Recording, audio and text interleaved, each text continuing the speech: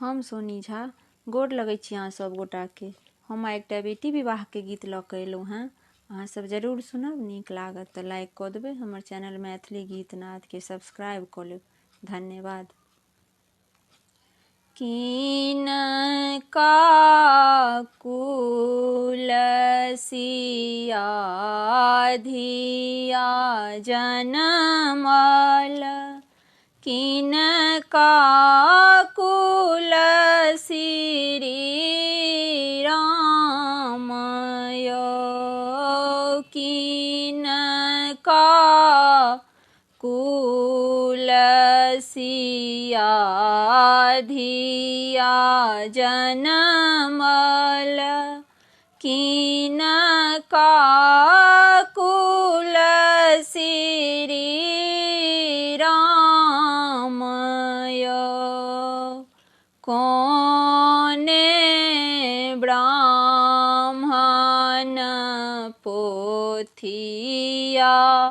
उचारल, सीता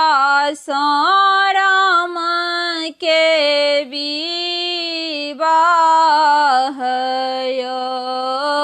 कोने ब्राह्मण पोथिया उचारल, सीता सँ राम के विवाह यो, राजा जनक कुल सीता के जनम भेल, दशरथ कुल श्री राम यो, राजा जनक कुल सीता के जनम भेल, दशरथ कुल श्री राम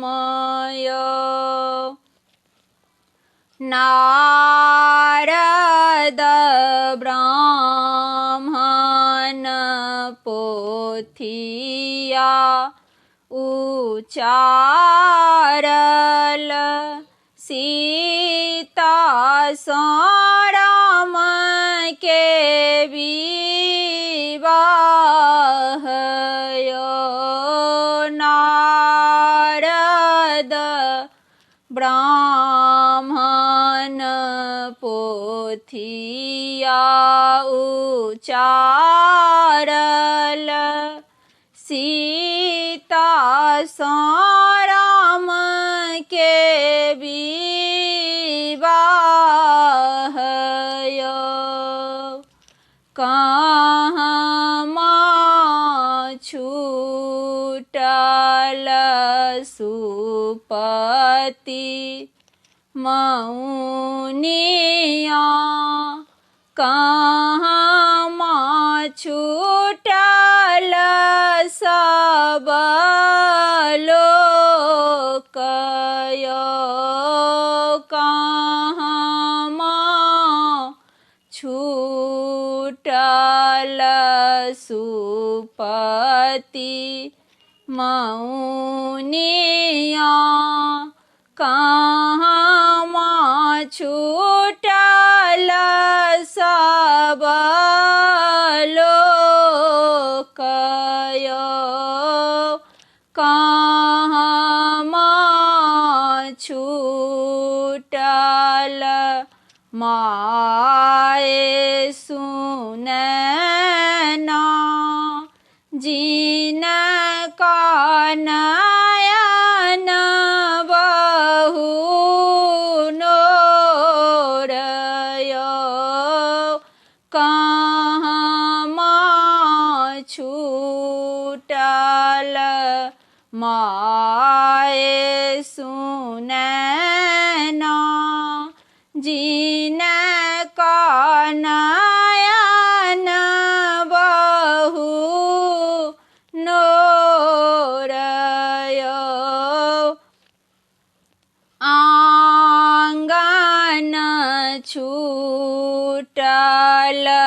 सुपति मौनिया मारबे छूटल सब लोकयो आंगन छूटल सुपति मौनिया